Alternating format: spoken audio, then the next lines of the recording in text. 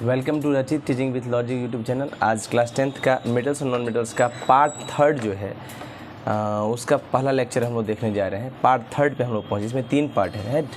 3 part में तीसरा part पे हम लोग चल रहे हैं। अकरेंस ऑफ मेटल से शुरू करेंगे, राइट? देखिए, the earth crust is major source of metal. ये धरती का जो अर्थ क्रस्ट है, धरती जो है अर्थ क्रस्ट है, धरती के भूपरपट्टी पे मेटल्स पाए जाते हैं, है ना? वही मेजर सोर्स है, मतलब धरती से ही मिलता है ज़्यादा metals, right? Sea water also contains salt of metals like sodium chloride, magnesium chloride. समुद्र का पानी भी मेटल का सॉल्ट को बियर करके रखता है, यानी समुद्र के पानी से भी आपको मेटल का सॉल्ट मिल जाएगा, sodium chloride, magnesium chloride, right? Most of the metals are quite reactive and hence they do not occur as free element in nature. ज़्यादातर मेटल जो होते हैं रिएक्टिव होते हैं और वो फ्री स्टेट में नहीं पाए जाते हैं नेचर में। So most of the metals are found in form of their compound. तो ज़्यादातर मेटल कंपाउंड के फॉर्म में पाए जाते हैं विथ अदर मेटल, दूसरे एलिमेंट के साथ, राइट? जिसको हम लोग कंबाइंड स्टेट कहते हैं। तो ज़्यादातर एलिमेंट जो है, ज़्यादातर मेटल जो है फ्री स्टेट में नहीं पाए जाते हैं, वो दूसरे के साथ कंबाइंड स्टेट में पाए जाते हैं। Compound of metals found in nature and their oxides. जो मेटल के कंपाउंड होते हैं और जो पाए जाते हैं नेचर में, और उनके oxides, carbonates, sulphides and chlorides, ये सब जो है कहाँ पाए जाते हैं? नेचर में, राइट? इनके ऑक्साइड्स भी, राइट? कोई दिक्कत? चलिए, in these compounds the metals are present in the form of positive ions. इन कंपाउंडों में मेटल हमेशा पॉजिटिव आयंस के फॉर्म में होता है, राइट? और कैटायंस के फॉर्म में होता है। Only a few less reactive metal, बहुत ही कम जो कम रिएक्टिव मेटल है, जैसे कि कॉपर, सिल्वर, गोल्ड, प्लेटिनियम, ये सब फ्री स्टेट में पाए जाते हैं मेटल्स के रूप में, बिकॉज उनका लो केमिकल रिएक्टिविटी है, राइट? मतलब ये ज़्यादा रिएक्टिव नहीं होते हैं तो फ्री स्टेट में पाए जाते हैं, जिनसे मतलब ये रिएक्शन कभी किसी के साथ नहीं करते हैं। When a metal is found as free element, जब मेटल फ्री एलिमेंट में पाया जाता है तो इसको हम लोग नेटिव स्टेट कहते हैं, ठीक है ना? नेटिव स्टेट क्या बोलते हैं? Native state. नेटिव स्टेट में क्या होता है कि मतलब ये मेटल फ्री स्टेट में पाया जाता है, एलिमेंटल फॉर्म में ही पाया जाता है एज इट इज़, राइट? जैसे नाइट्रोजन है तो N2 मॉलिक्यूल से पाया जाता है, तो नहीं, अगर N में पाया गया तो free state, native state, right? जैसे आयरन एज इट इज़ पाया जाता है बिकॉज ऑफ दियर, ठीक ना? So we can also say that copper, silver, gold, platinum metal occurs in native state. तो कॉपर, सिल्वर, गोल्ड ये सब नेटिव स्टेट में पाए जाते हैं। Please note that copper and silver metals occur in free state. Copper और silver free state में पाए जाते हैं, नेटिव स्टेट में, as well as in the combined state में भी पाए जाते हैं कंपाउंड के फॉर्म, राइट? तो मतलब यही नहीं कि सिर्फ ये फ्री स्टेट में पाए जाते हैं, कुछ मेटल्स ऐसे होते हैं जो फ्री प्लस कंबाइंड दोनों स्टेट में पाए जाते हैं, राइट? कोई दिक्कत? आसान है, बहुत आसान है, कोई दिक्कत तो नहीं हो रहा? चलिए आगे बढ़ते हैं। वी हैव ऑलरेडी स्टडीड, हम लोग पहले ही पढ़ चुके हैं कि रिएक्टिविटी सीरीज किसका? मेटल का, राइट? मेटल का रिएक्टिविटी सीरीज पढ़ चुके हैं।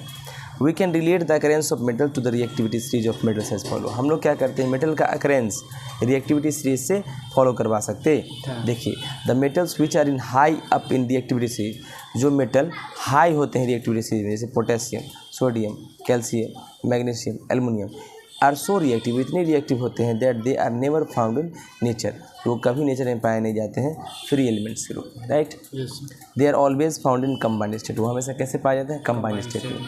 The metals placed in the middle of reactivity series, ऐसे मेटल जो रिएक्टिविटी सीरीज के मिडिल में है, zinc, iron, lead, are moderately reactive, ये रिएक्टिव कम होते हैं, मतलब होते हैं लेकिन उतना ज़्यादा नहीं होते हैं। Which are also found in combined state, वो भी कंबाइंड स्टेट में पाए जाते हैं। इनफैक्ट ऑल द मेटल्स, सारे मेटल्स जो प्लेस्ड हैं यानी अबव कॉपर, कॉपर से ऊपर रिएक्टिविटी सीरीज में, वो नेचर में पाए जाते हैं only in the form of there compounds. वो जो भी कॉपर से ऊपर आपके रिएक्टिविटी सीरीज में दिखाई देते हैं, वो सब किस फॉर्म में पाए जाते हैं? अपने कंपाउंड के फॉर्म में, राइट? मेटल्स जो क्वाइट लो होते हैं रिएक्टिविटी सीरीज में, जैसे copper, silver, gold, aluminium, platinum, है ना? आर लीस्ट रिएक्टिव है, कम रिएक्टिव है, ये मानो अनरिएक्टिव है, and hence found in free state of metals, free state के रूप में पाए जाते हैं। Copper and silver metals are found in free state only to a small extent. Copper और सिल्वर मेटल जो होते हैं फ्री स्टेट में पाए जाते हैं कुछ हद तक, right? They are mainly found in the combined state, वो मेनली कंबाइंड स्टेट में पाए जाते हैं as their sulphides and oxides, जैसे कि उनका सल्फाइड और ऑक्साइड्स पाया जाता है, राइट? मतलब उनका सल्फाइड ऑक्साइड पाया जाता है। कोई दिक्कत? देखिएगा ध्यान से। हम लोग आगे देखने जा रहे हैं मिनरल्स एंड ओर्स। क्या देखने जा रहे हैं? आप देख सकते हैं यहाँ पे एक इंसान है, राइट। देखिए ध्यान से, कुछ मेटल जो है जैसे गोल्ड बहुत अनरिएक्टिव होते हैं ना, due to which they can be found in their metallic form, वो मेटेलिक फॉर्म में ही पाए जाते हैं इन द अर्थ क्रस्ट, है ना। ऑन अ स्मॉल स्केल, छोटे पैमाने पर गोल्ड को एक्सट्रैक्ट किया जाता है बाई पैनिंग। पैनिंग एक तरीका है विच इन्वॉल्व, जिसमें वॉशिंग करते हैं गोल्ड कंटेनिंग ग्रेवल। एक ग्रेवल होता है, पत्थर उत्थर से सना हुआ कीचड़ है मान लो, है ना, गंदा फंदा, in a pan to separate out gold. इसमें क्या ग्रेवल करते हैं, छानते हैं, सेपरेट आउट करते हैं किसको? गोल्ड को, राइट। बजरी वगैरह से अलग किया जाता है, राइट। देखिए ध्यान से, मिनरल्स एंड ओर्स क्या होता है? Natural material in which the metals और their compound are found in earth are called minerals. Natural material जिसमें मेटल जो है और उसके कंपाउंड पाए जाते हैं अर्थ में, उसको मिनरल कहते हैं। कुछ मिनरल में contain a large percentage of metal, whereas other में contain a small percentage of metal. कुछ मिनरल में लार्ज परसेंटेज होता है मेटल का और कुछ मिनरल में कम परसेंटेज होता है मेटल का, राइट। सम मिनरल्स में not contain any objectionable impurities. कुछ मिनरल ऐसा होता है जिसमें कोई भी इम्प्योरिटी पाया ही नहीं जाता दूसरे से। में कंटेन ऑब्जेक्शनेबल इम्प्योरिटीज, ऐसे से जिसमें कुछ पाया जाता है ऑब्जेक्शनेबल इम्प्योरिटीज, उनसे वो अलग होता है। Which hamper the extraction of metal, जो मेटल के एक्सट्रैक्शन को हैम्पर करता है, राइट।